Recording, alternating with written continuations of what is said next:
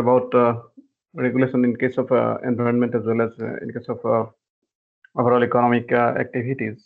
So why regulation is required? And we try to find out what are the theories behind regulation. Basically, two theories we talked about. One is the kind of normative approach. In essence, we can say this public interest theory. So which looks for regulation for the collective benefit of the society at large, collective benefit of the public at large. But as against that, we also found another theory which talks about the kind of welfare or maybe maximizing the benefits to a particular group of people in the society from the regulation. So both these are actually in operation in so far as this regulation is concerned, whether it is general overall regulation or whether it is kind of environmental regulation. In the case of public interest theory, as we can remember, if we recollect, so it tries to uh, uh, establish regulation to promote the collective benefit of the society at large, or maybe overall societal welfare can be improved by way of some kind of regulation. In the case of interest group theory, so it's the opposite. Only the benefit goes to a group of people. So basically, by way of certain regulations, certain groups in the society would like to maximize their own benefits. So that is why it is known as interest group theory. And this public interest theory is also known as the one which actually talks about the normative approach.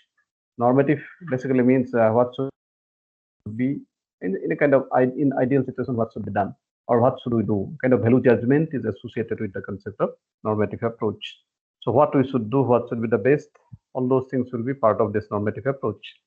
So in essence, in case of public interest theory also, we fell kind of what kind of regulation, what kind of regulations should be carried out for maximization of societal benefit to the society at large. So in essence, it is normative approach.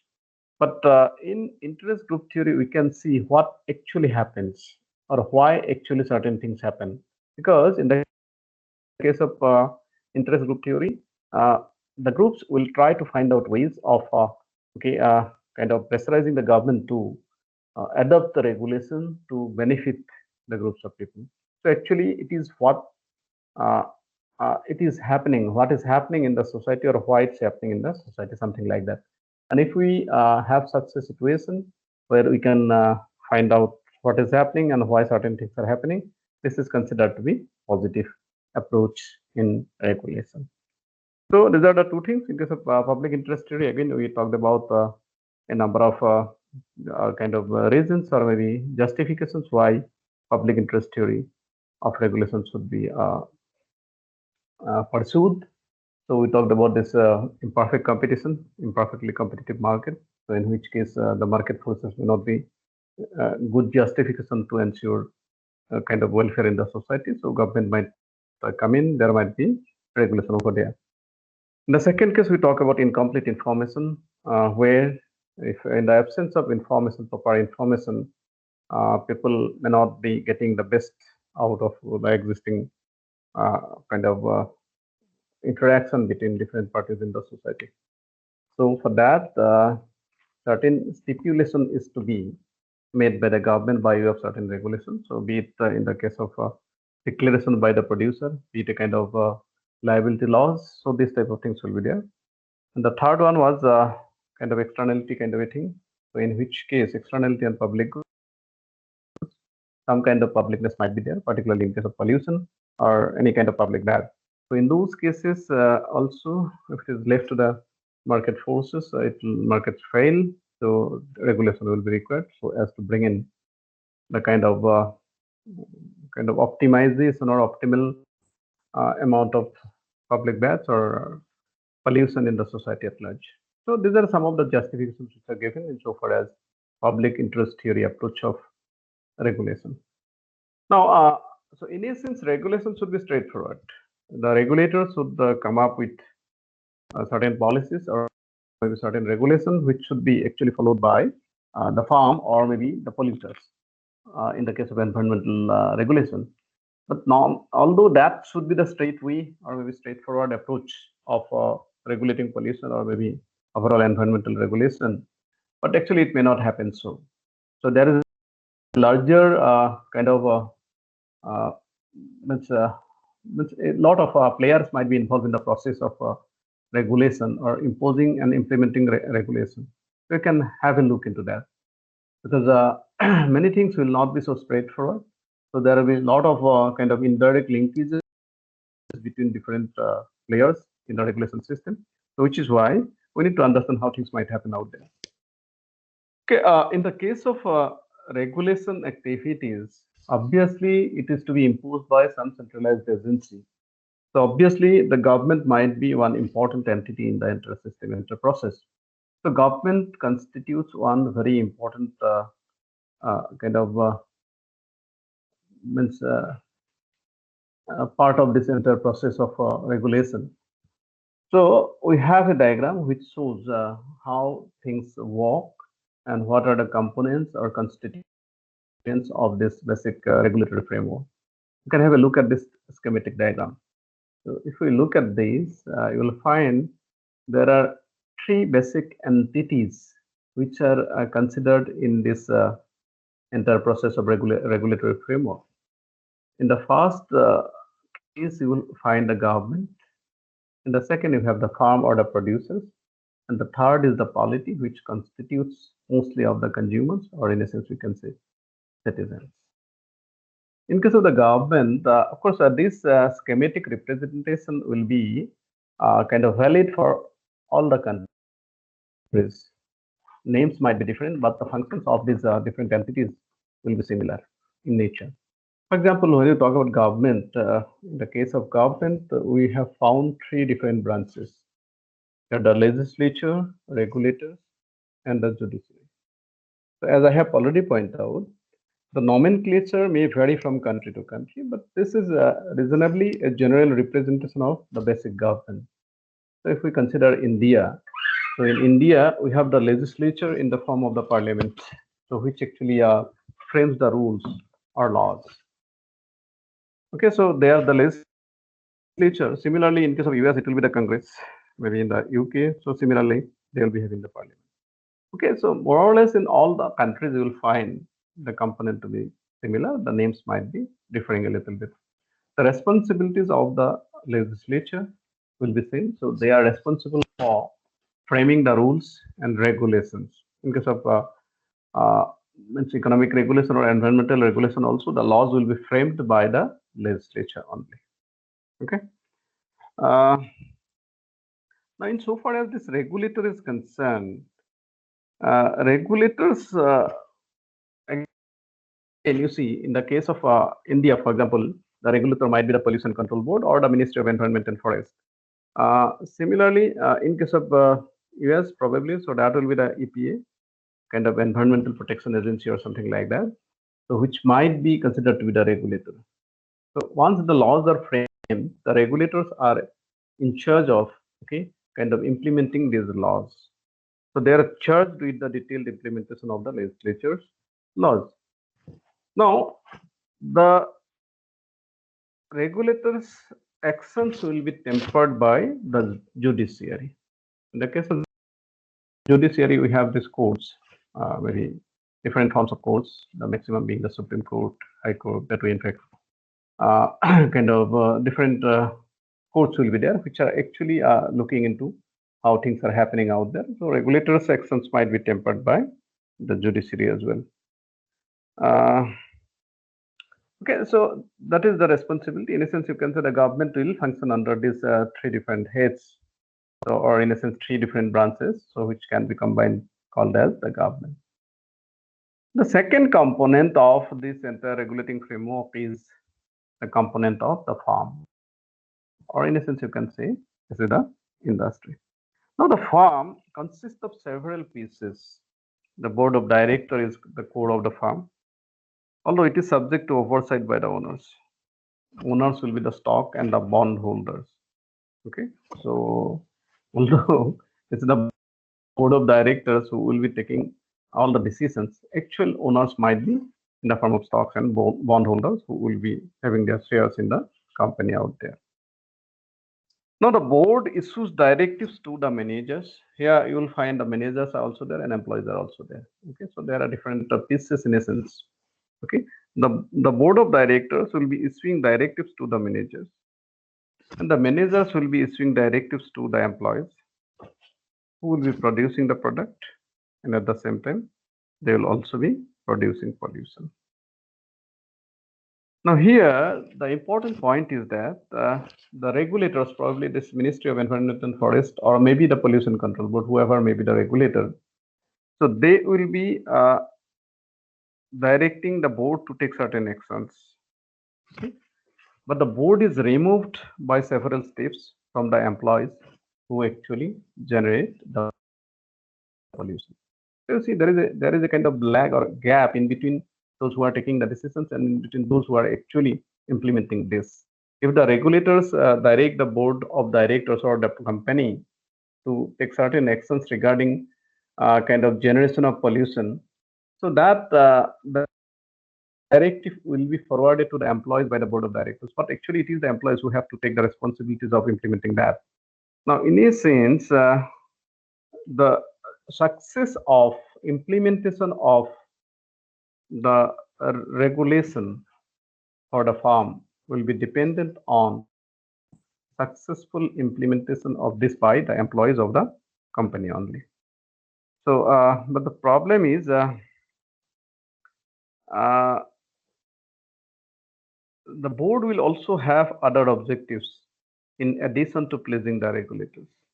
For example, you see, so board will also have a role to play insofar as pleasing the stockholders or bondholders, because ultimately they are the owners of the company, so they should also get certain benefits out of the company's production or activities. So in a sense, the board is caught in between the interest of these two different parties. One is the regulator who will be asking for implementing certain specific regulations, but at the same time, apart from kind of pleasing the regulators, the board has also to decide on okay the actions or activities which may please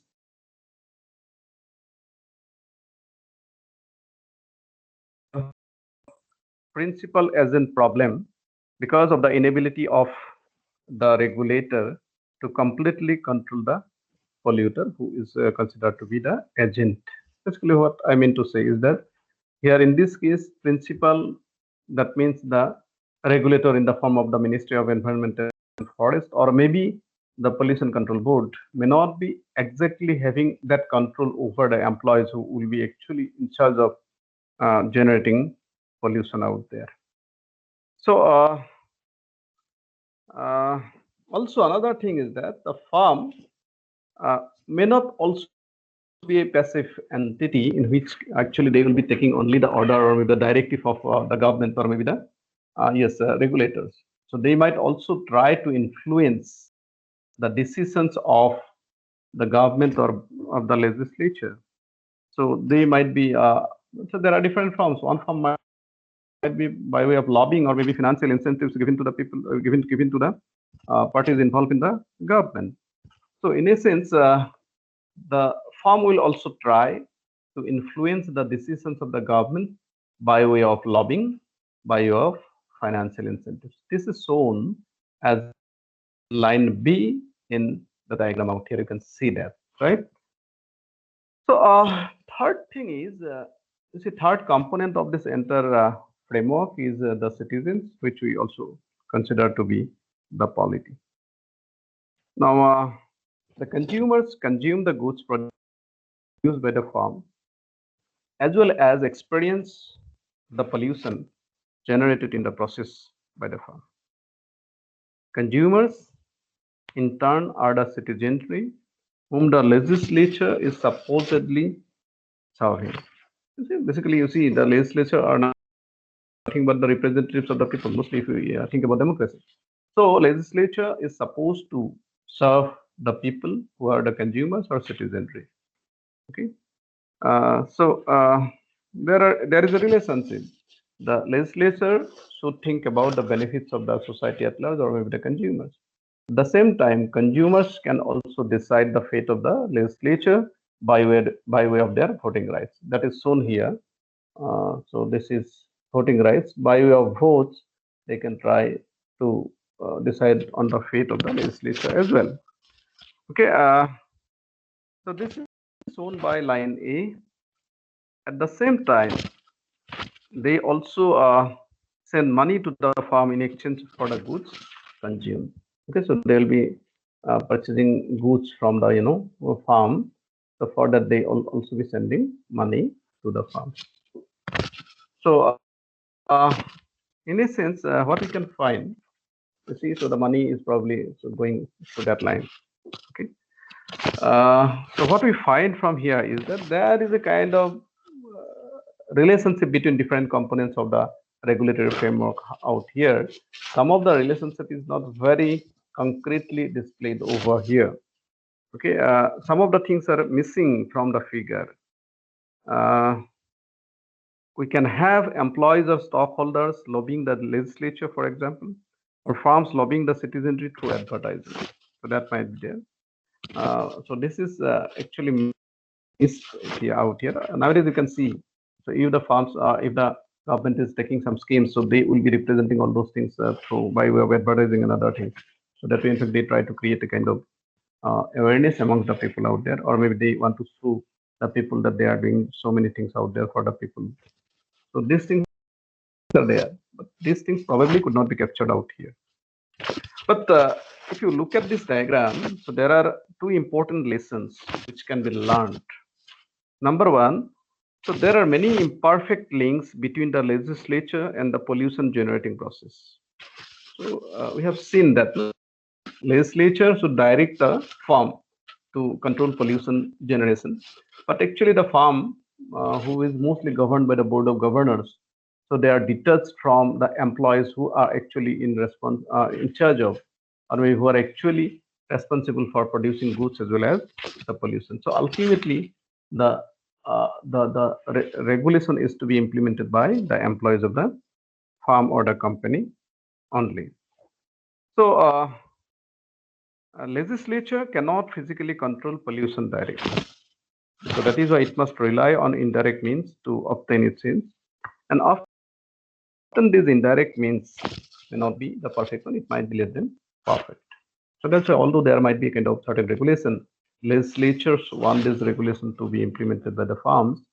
Although the farm might take kind of activities to ensure implementation of the regulations, so this may not be 100% perfect.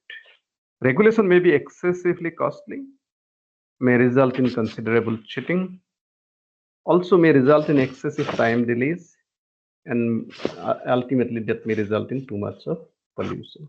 Although regulation might be in place, so this may not be properly respected and properly implemented, resulting in more than optimal amount of pollution. The second point from this figure is that the legislature doesn't necessarily act as an efficient, benevolent maximizer of social well-being. So it's not necessary to believe that the legislature will always be trying to maximize the societal welfare. Although that is their responsibility, always they do not act like that. Okay, so they might be influenced by other parties involved in the center system. So we have already seen line B, which is lobbying or maybe financial incentives. Okay, so the legislature should be influenced only by citizen welfare. We know that because ultimately it is the votes of the citizens which will determine the fate of the legislature. But that doesn't happen.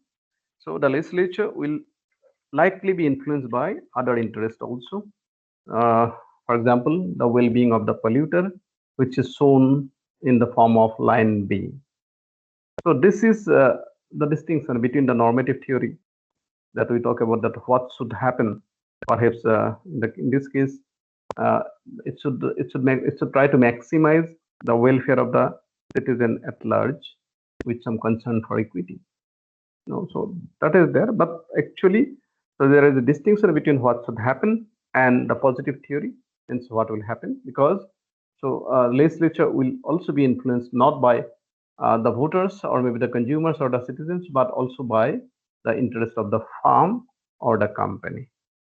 So that is why so we need to understand these things. So whenever we are talking about regulation, this regulation will be influenced by not only the interest of the society at large in the form of consumers' interest, but also the interest of the pollution generating farms or maybe the industries, which might have certain kind of lobbying or maybe financial incentives on the regulator. Uh, yes, sometimes we try to design a best regulation, in which case we want to know what should happen. But in other cases, we are trying to understand why a certain regulation is on the books, in which case we should be interested in what will happen or why something has happened. So here, this term inclusion of the line B, so that is termed as a regulation with endogenous politics. Inside, endo means inside, so there is inside politics. So in which case, although theoretically or maybe kind of from the point of view of normative approach, the regulation should only target the welfare of the consumers or citizenry at large. That may not be the case. So this line B, inclusion of line B basically means the influence on the legislature by the farm. So that actually represents the regulation with endogenous politics. Of course, so in this case, what will happen? The legislature will take into account the concerns of the farms as well, because ultimately, if regulation is very strict, the farms will be in a position, farms will not be in a position to earn higher profit because the cost of production will go up because the pollution control has also to be taken into account. So with higher cost, the profits will be relatively less. So that is why the farms will try to lobby the government or legislature to have relatively less stricter regulation on the production process. So that is one thing which we can talk about in practice, although theoretically this line should not be there. So when we omit the line B, then we can say this is regulation with exogenous politics. Okay. So in essence, we can say that the exogenous politics, regulation with exogenous politics, is coinciding with the public interest theory. Exogenous means there is no endogenous politics. That means there is no lobbying. So if there is no lobbying, basically it means you are trying to look into the welfare of the society at large by maximizing the welfare of the citizens or the consumers. So that is what we expect or what we want to be done. So in that case, we can consider this to be uh, normative approach. Whereas in the case of inclusion of line B, where lobbying is there, we can find that this might be commensurate with the interest group theory. Okay, I believe this is fine with you.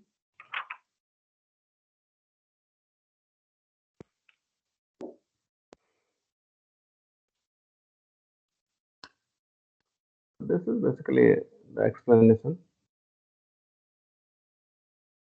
Okay. So with these things in mind, we can think of the basic regulatory instruments that the government normally take into account while talking about or maybe dealing with the environmental pollution. There are a number of instruments which can be taken up. So we'll try to have a look at those instruments now. So when we talk about different instruments of regulatory instruments, we mostly talk about two different kind of instruments. One is known as the command and control instrument, and the other one is the economic incentives. Now, when we talk about command and control instruments, basically it's a kind of instrument which try to control environmental pollution by giving certain commands. It's something like that. You see, the regulators may specify the steps that the individual producers or polluters must use or maybe must take to solve a particular problem of pollution. So maybe the government or maybe the regulator might tell to install a particular machine or maybe follow a particular procedure so that the amount of pollution generation will be limited to a particular amount. So, if, for example, automobile vehicle, or say automobile pollution, if we have to think about. So, in the case of automobile pollution right now, so what the government is stipulating is that the government wants this to be a kind of Bharat Stage 6 standard. So, that is a standard actually, which every car should conform to. So, that is why automobile manufacturing industries nowadays are having vehicles which are conforming to Bharat Stage 6. It's something like that. So, once it is certified to be Bharat Stage 6, the government doesn't have to look into anything else. So if Bharat Stage 6 is being followed, or maybe that standard is being accepted or maybe taken up, so then the government knows how much of vehicular pollution will there be for different types of vehicles. Okay, so that tells them, or that actually helps them in identifying how much of vehicular pollution is happening every day in a particular locality or maybe in a country. So that way, in fact, they are in a position to know so how much pollution, whether it is automobile pollution or some other pollution is happening. Similarly, for an industry, the government may specify or the regulator may specify that particular type of machines should be used by those industries. For example, it might be leather industry, it might be paper industry, it might be any other industry, cement industry. So they may specify the type of machines that can be used by the industries for production purpose. So that helps certain things, means in fact the government or maybe the regulator in certain ways. So the regulator will be in a position to understand how much of pollution will be happening, and also at the same time they can monitor. Monitoring becomes means kind of very easy. So they will simply see whether that particular machine or maybe the procedure is followed by the individual industry or not. Okay. So this is the essence of the method. The regulator collects the information necessary to decide the physical actions to control pollution. Of course, in this case, informational requirement will be tremendous or enormous. That information has to be collected by the regulator, and based on that, so they will decide what kind of physical actions are to be taken to control pollution. So once they have the information, the regulator will be commanding the polluter to take specific physical steps to control the pollution, and that specific step is decided by the regulator. It's not decided by the polluter. Okay? It's a kind of centralized command which is given to the individual industries or farms to implement or regulating pollution. Command and control may take several different forms. For example, as we have already talked about, that the specific pollution control equipment's requirement can be specified, or alternatively, the regulator may specify an emission limit for particular types of plants and particular pollutants. Okay, so there might be different examples. Already I have talked about this. No? Bharat Stage 6. So similarly, so there might be different types of kind of emission limit or something like that, which can be specified by the government. Okay. The command and control may be combined with specific significant fines and penalties associated with non-compliance. Okay, so sometimes you just check whether the particular instrument is being installed in your factory or in your car or not. If it is not installed, definitely you have to be penalized for that with certain fines. So one example we can think about is this pollution clearance certificate. So whether this is good or bad, that's a different issue. But pollution control certificate, if it is not there with a vehicle, probably the policemen are given the responsibility of imposing fine on the owners of the vehicles. So in a sense, the idea is to restrict pollution level by way of following these two things. One thing is the kind of application of or maybe installation of specific machines in the vehicle or maybe in the factory. And then if it is not implemented or maybe it's kind of installed, then the owner might be imposed, the owner might be subjected to payment of fine or not non-compliance.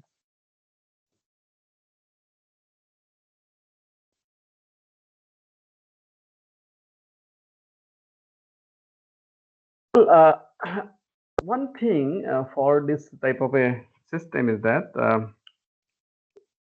there are there are certain limitations in essence, or you can say kind of so issues which are associated with this command and control policies. One is that restricted choice for the polluter as to what means will be used to achieve an appropriate environment target. Now you see, if it is command and control, the polluters or the producers do not have much role to play out there.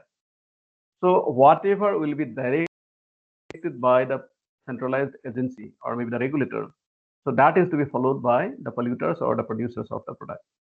So that much. So there is very restricted choice for the polluters as to what means will be used to achieve an appropriate environmental target. Okay, so there might be different ways of reducing pollution level. Now, in a sense, the idea of this type of pollution control measures or regulation is to ensure a relatively better environment, to have relatively lesser amount of pollution.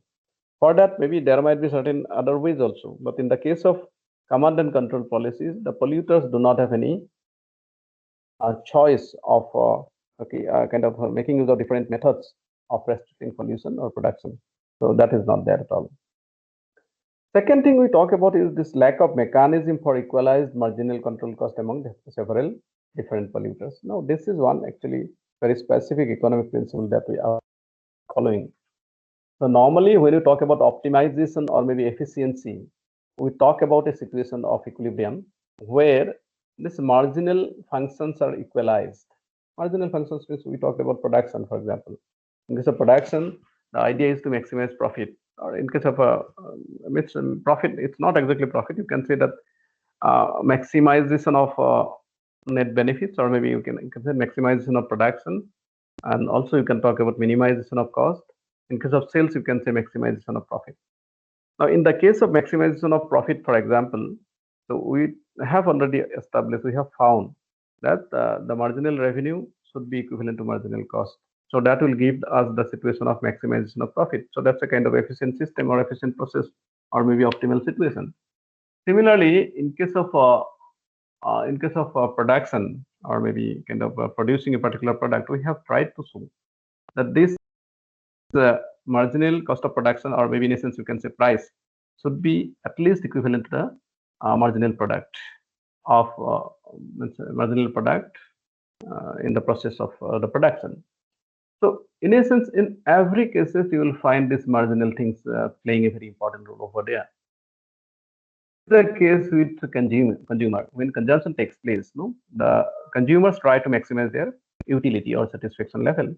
That satisfaction level is considered to be the optimal when the marginal utility is equivalent to price, or in essence that is the marginal functions, in essence marginal utilities for different consumers should be equal, and that value should be equivalent to price. So that way, in fact, there is a mechanism for equalization of marginal functions. In the case of different polluters, what will happen? So if they are producing a similar product or same product, okay, so in the process of production of the product, now the idea should be the optimal situation. In the optimal amount of pollution will be generated, should be generated when the marginal control costs across different farms or polluters become equal. Now that happens maybe under economic incentives system, so where the individual producers are given the incentives to in fact maximize their own kind of welfare subject to this type of control in the environmental or maybe pollution control. So that is what is expected in the case of optimal means generation of optimal output or optimal pollution. But probably there will not be a mechanism which will ensure that in the case of command and control policies. So normally it is believed that the command and control policy is akin to the system of centralized planning, so which was there mostly in the case of Soviet Union way back before the 80s, and initially in the case of China also it was believed to be existing out there. So basically the idea here is to impose certain things on the individual producers. The individual producers are not given any kind of incentives to ensure reduction in the pollution.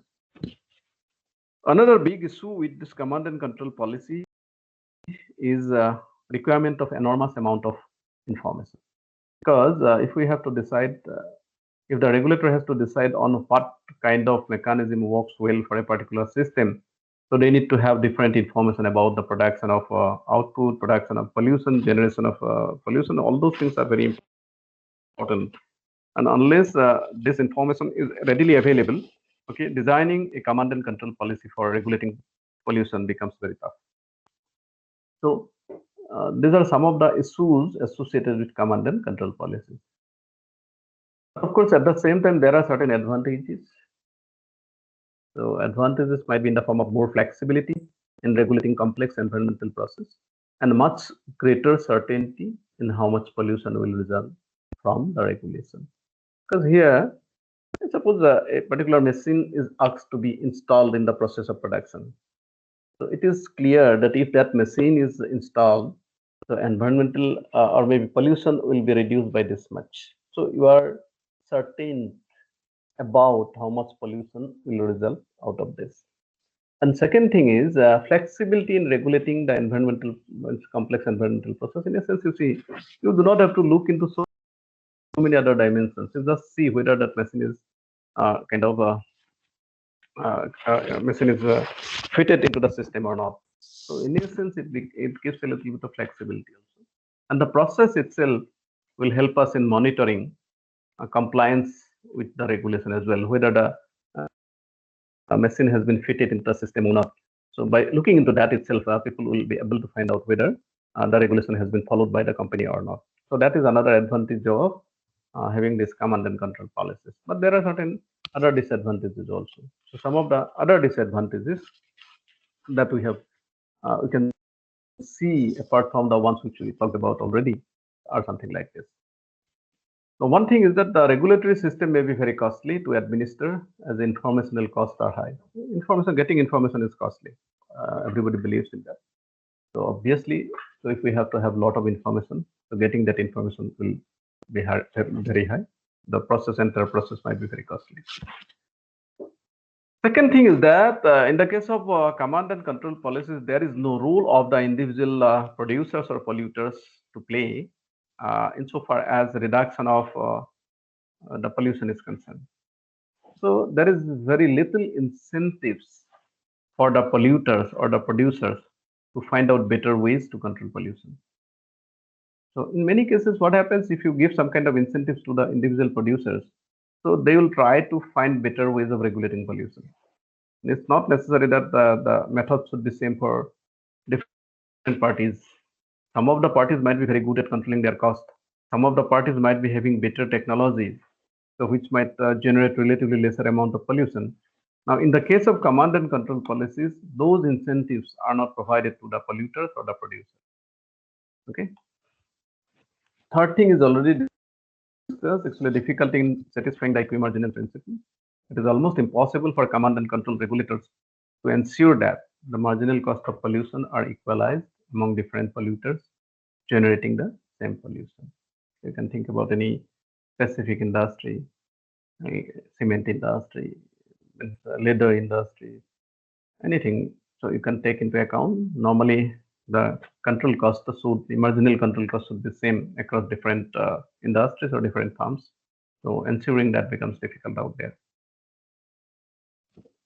Lastly, the greatest problem with the command and control policy is stated to be the fact that the polluter pays only for pollution control, not the residual damage from the pollution that is still emitted even after controls are in place. Now here, actually, there are two things. Whenever there will be pollution, so there will be damages. Okay, the residual damages should also be taken into account while talking about the overall cost of production. So normally there is no scope for taking into account this residual damages as a cost in the process of production of goods and services out there in the case of command and control principle. So in that sense, the polluter pays only for pollution control. For example, the machine, if it is to be fitted, the machine cost will be borne by the farm out there.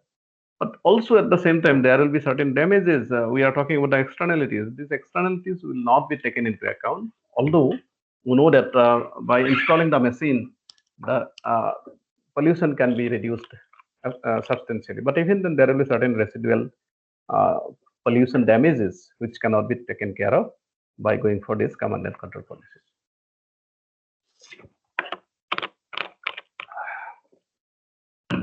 So what are the other options?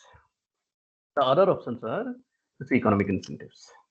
So as I told you that there are two different classes. One is the command and control policies or instruments, and the other one is the economic incentives. In the case of economic incentives, so regulators provide incentives or rewards for polluters to do what is perceived to be the best in the public interest. Okay, so they have the liberty or incentives to do by which they can reduce the kind of pollution level as they want. So they have the liberty, they have the freedom to choose or do according to the way they plan. So these are economic incentives. So wherever the individual producers are given the incentives of kind of controlling pollution with their own technology, their own ways of controlling pollution. Of course, there are different forms. Here, actually, three basic types of economic incentives are talked about. One is the fee, one is marketable permits, and the third one is liability. Now, in case of fees, though, this is also considered to be Pigovian fee.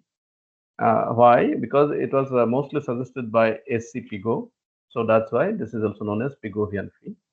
So here, the idea is that if the polluter pollutes more, they will be subjected to payment of higher amount of fees. These fees will be proportional to the amount of pollution generated by the farms. Higher the amount of pollution, higher will be the amount of fee. So whenever this type of a concept is in place, then obviously it is in the interest of the polluter to reduce the amount of pollution generated. So higher amount of pollution means higher pollution fee. That means higher cost involved in the process. So lower profit for them. So obviously profit maximization is the main motive for any individual or private producers. So whenever fee is high, they are going to lose out on the profit. Obviously, they will try to find out ways of better ways of controlling pollution, and that is in their own interest. So that's why this is part of economic incentives. We'll come to that. Second one is the marketable permit. In the case of marketable permit, what is done is something like this. So in a particular location, the centralized agency will decide how much of pollution is allowed in a particular location. So be it noise pollution, water pollution, the soil pollution, whatever that may be. So air pollution, whatever that may be. So if it is air pollution, probably they will decide how much of air pollution can be permitted in that area. And so accordingly, so what will happen? The producers or maybe polluters will be given permission. So they will be given permits. The permits will be having a certain cost. They have to purchase the permits. Now, depending upon the production pattern of the individual farms, the farms will have to purchase permits. Okay. Now, if it so happens that one farm produces more or maybe generates more amount of pollution, so he or she has to have higher number of pollution permits. Okay. Normally, that is the situation. Initially, there will be allocation of permits across different farms producing or generating pollution. But over a period of time, it might so happen that these permits are marketable or tradable, you can say. So that basically means trade might take place in between different players in the market out there. Here, the players are the individual farms or individual producers. It might so happen that for some of the farms, actually, some of the farms might be relatively more efficient in cutting down cost, or maybe they will be good at controlling pollution at relatively lesser cost. So in that case, what will happen? So they will not require the number of permits initially they had purchased. Rather, they will be better off selling some of the permits to those who will be needing more number of pollution permits, as because they will not be in a position to cut down their cost or maybe reduce the pollution amount. So in that case, so they will be requiring more number of permits. Okay, those farms who require more number of permits, as they will not be in a position to cut down the cost, so they will be purchasing permits, and those farms which will be not requiring this many permits, although initial allocation was relatively higher, So they will be selling these additional permits to those farms who will be requiring these additional permits.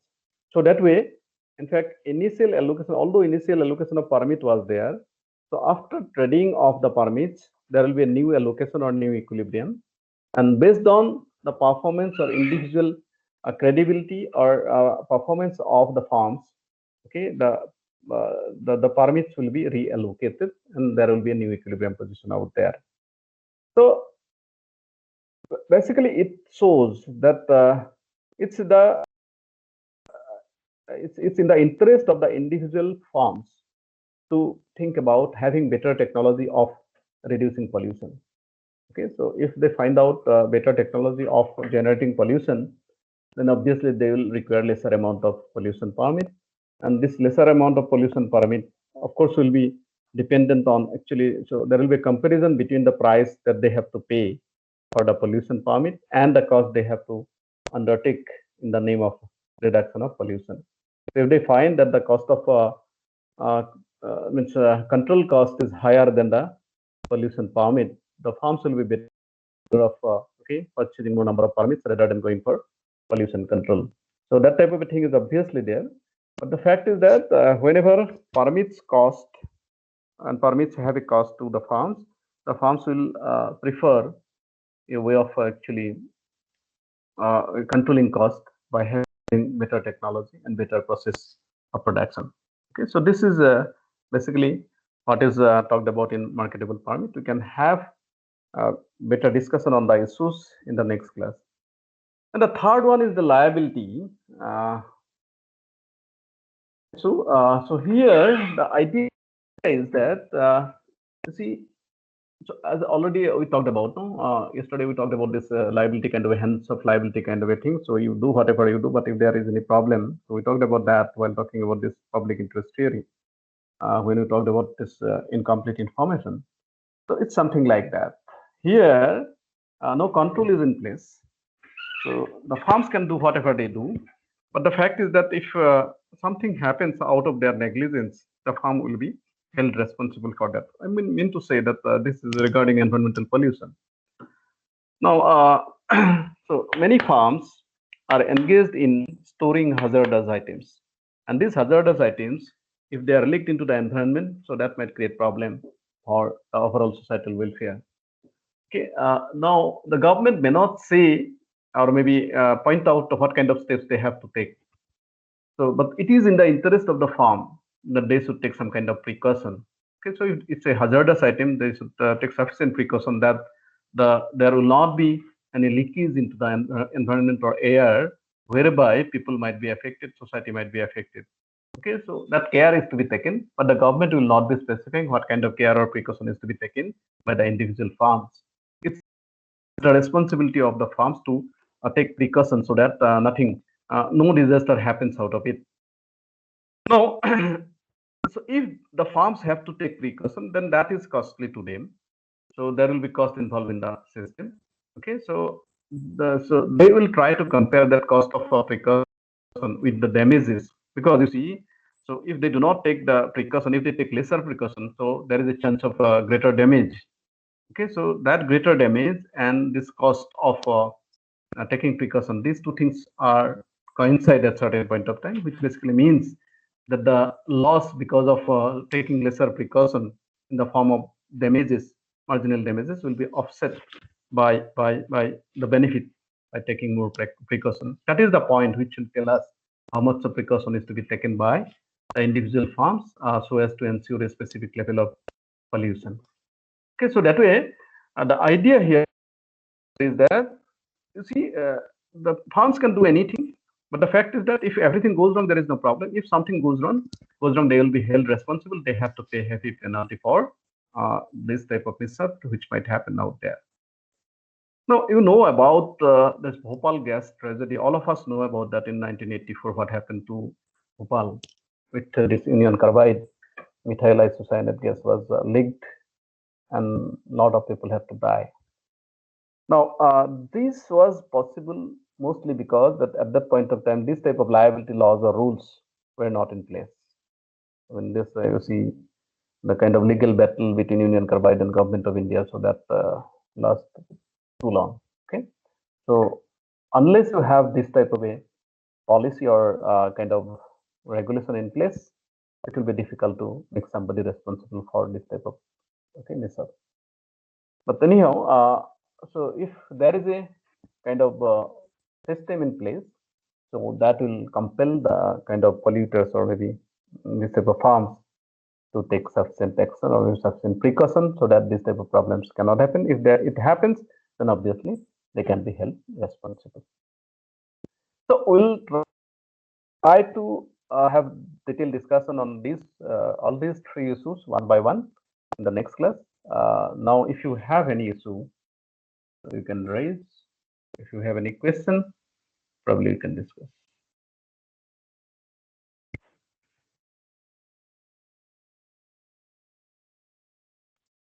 Hello, sir. Yes. Sir, in marketable permit, are they like one-time purchase or companies have to pay premium after a duration of time? No, it depends. Basically, they have to purchase once, depending on how much of a pollution they want to generate. Because permit basically means that, no. So if you want to permit, suppose produce, suppose 100 units, then you need to have permits for 100 units, right? Now, suppose after a point of time you feel that your system, production system is good, then you do not, you no longer produce 100 units of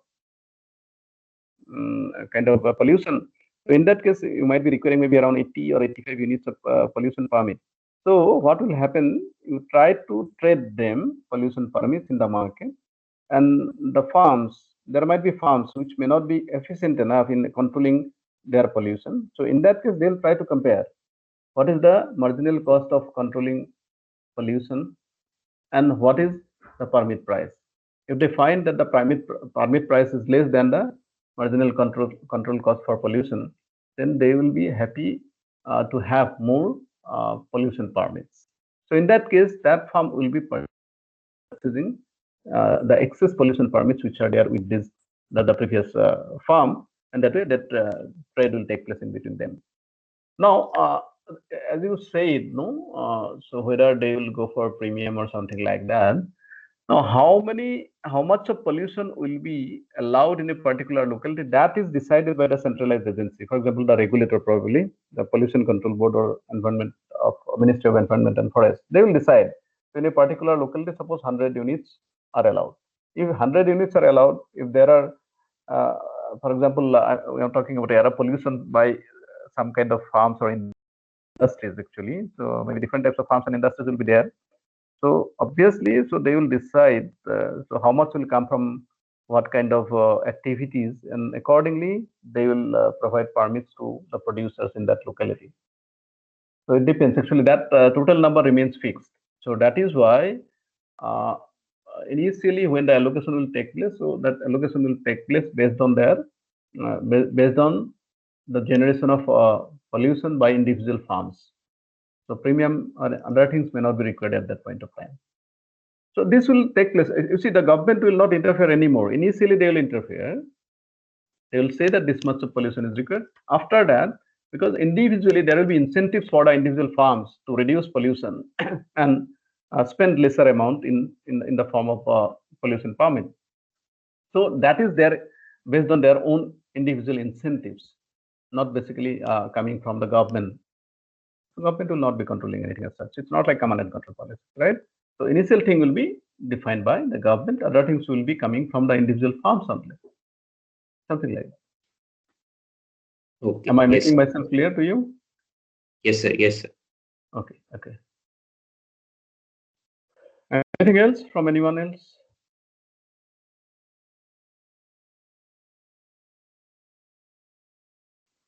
So if not, then let's stop here for today. So we'll be meeting next week again. And as we told that next week we'll be having the quiz, and that quiz has been already already mentioned, given to you. So I'll send you the details of the syllabus that will be required for the quiz. Okay. Okay.